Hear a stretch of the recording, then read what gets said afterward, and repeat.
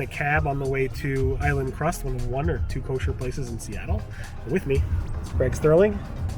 We're going to try this vlog thing on the road, see how it goes. This is my buddy Greg Sterling. Hi. I conned him to do this vlog with me. We're actually outside of this, like the one or two kosher restaurants in Seattle, and I forced him to eat kosher with me. How was it? It was fine. I had a veggie burger and sweet potato fries. Very good. Good. I'm glad you enjoyed it. I did. Could you just tell them who you are? Because I mean, everybody should know you, but Well, everybody doesn't know me. My name is Greg Sterling. I'm contributing editor to Search Engine Land, and also most recently the VP of Strategy for the local search association, and have done many things in the past before this. such as? I was a lawyer for a long time. I worked at a couple of different internet companies focused on small business. I've been a research analyst. I find it fascinating that you were a lawyer for, what, almost 8 years? No, like 8.5 years. 8.5 Almost years. 9 years. And you left that to pretty much write or be an analyst? Or... Well, I wanted to get the hell out of law. I mean, I was unhappy. I did litigation, and I was unhappy with most of it. And I had been writing for years, and so I kind of made my escape by doing freelance writing for some internet companies and some local publications. I wrote for City Search back in the days when they had they sort of don't even exist anymore, but that was one of the original local search sites, and they had a pretty good content budget. So I did things like write restaurant reviews for the airport at San Francisco International Airport, and I wrote about restaurants that had won architectural awards and stuff like that. Go back out to your Yeah, law it's fine. stuff, It's fine. We but can talk about that. What was like one case that stood out that was like, I can't believe I did this? So there are two cases that come to mind immediately. I worked for the firm in LA that originally represented O.J. Simpson during his battery case with Nicole Brown the year before the murder. And so his original lawyer, before the guy got replaced, was a guy named Howard Weitzman, and he was one of the big machers at the firm. And so I was in the firm as a summer associate at the time when the battery case was happening. So when the whole murder thing happened, I knew immediately that the guy was guilty because of this history. So that was not a case I was directly involved in. I was there. I had another case that was sort of at that firm that was significant, that will bore people if I go into it.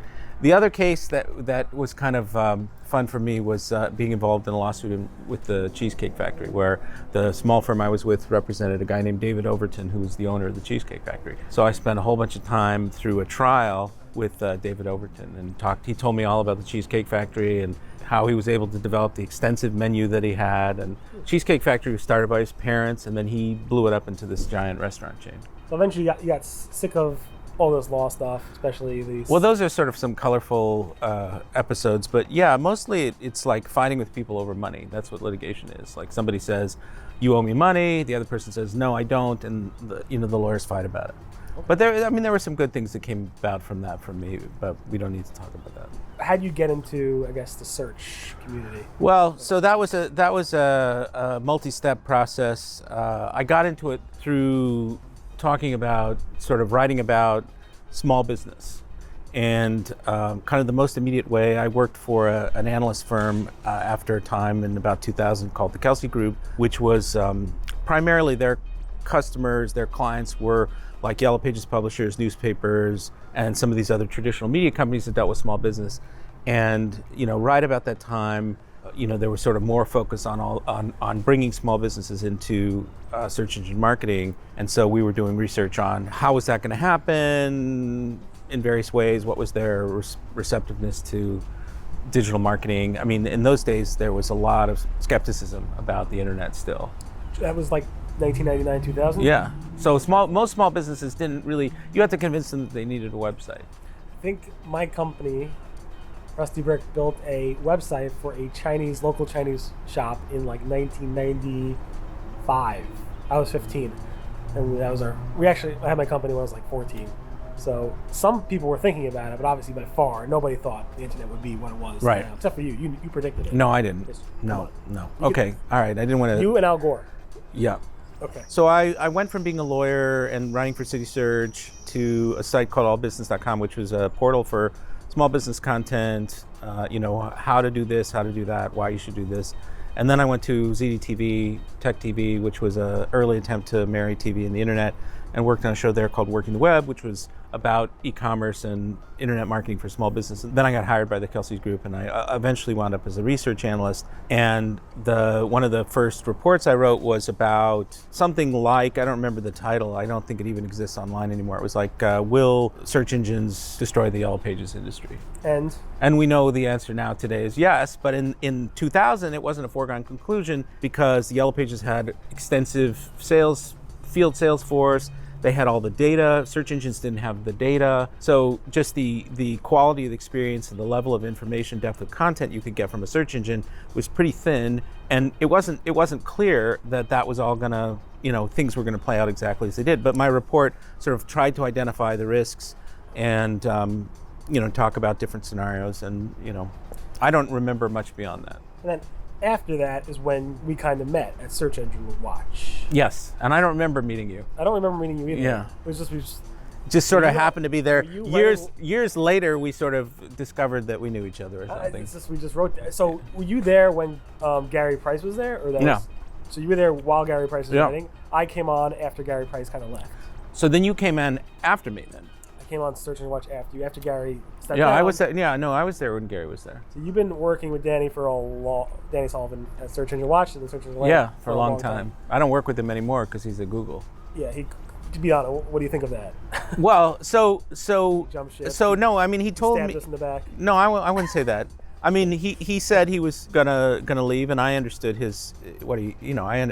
empathized. I mean, writing for a long time, you could kind of get worn out, et cetera, need change.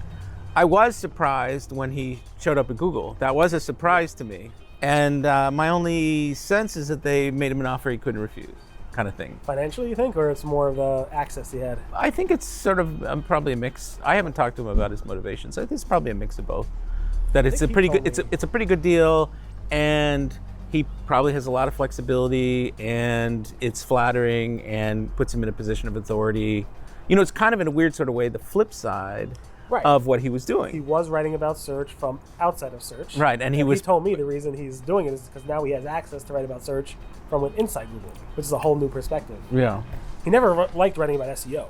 He hated writing about it. He always liked writing about Google News, new Google search features, and how search features change and stuff like that. He never really enjoyed writing about. Yeah, but what's surprising to me is that he's not more visible than he is, right? That's intentional, I think. His intention. He doesn't want to be visible right now. Well, that's the whole job, I thought, was to be an interpreter of what's going on for the general public, and but not necessarily with his name, but with the content he produces.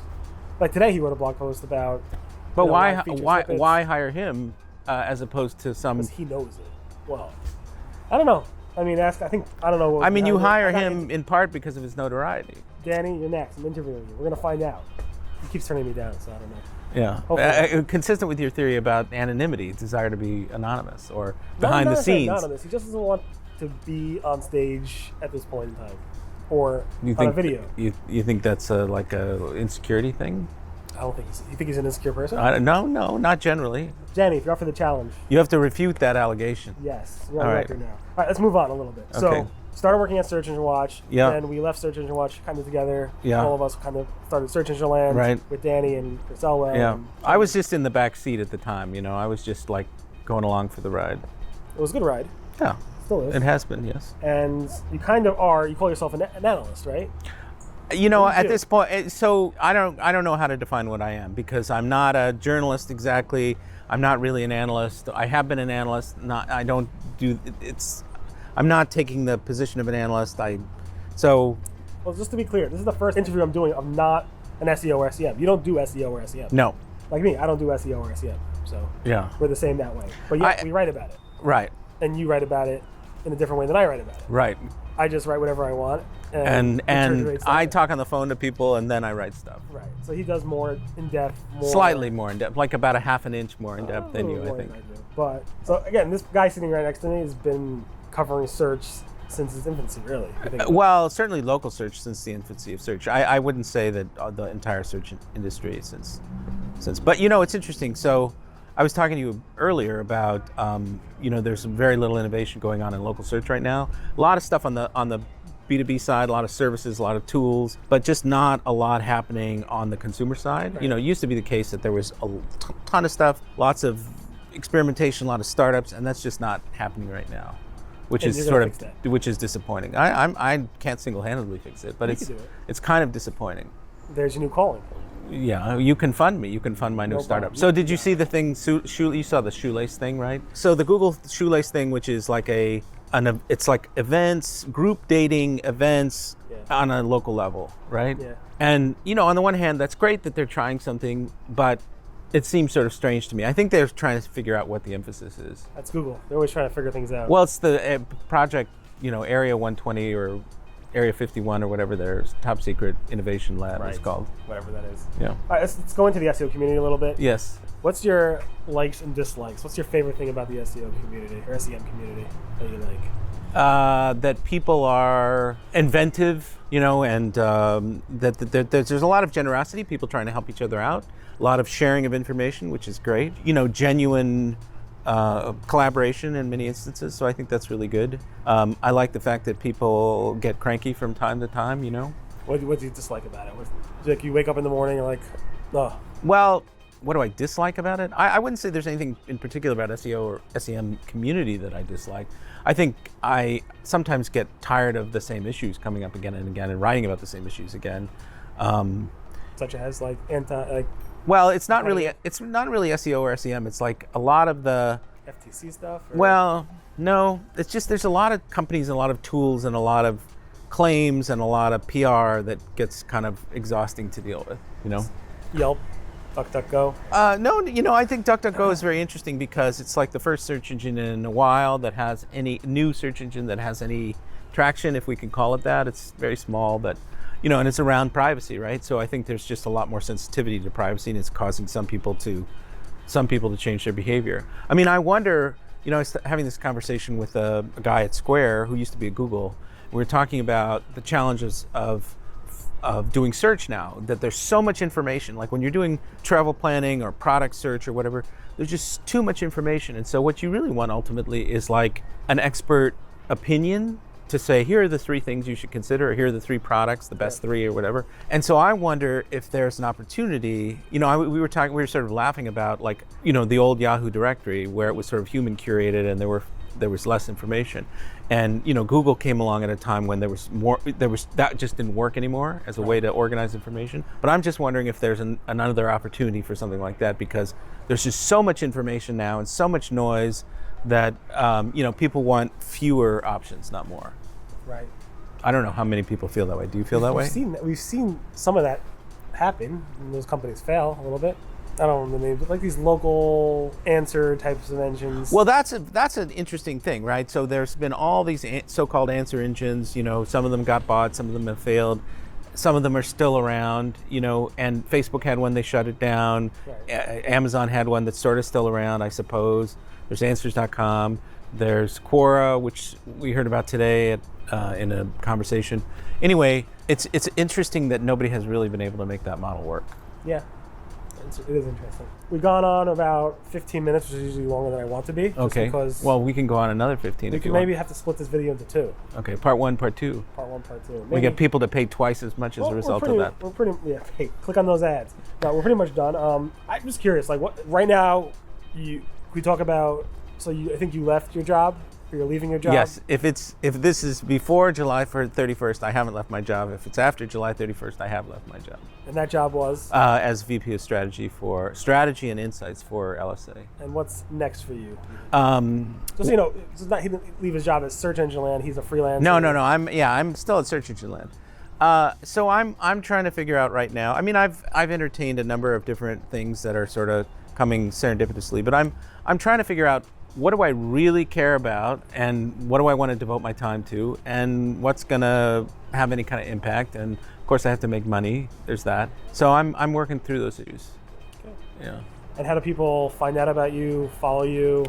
So right now, since I let my blog go, right now the best way to get in touch with me is either through Twitter at @gsterling, or you can email me at greg.sterling@gmail.com, STERLING @gmail.com. There you have it. Thank you very much, Greg. All right, thanks, Barry. Appreciate it.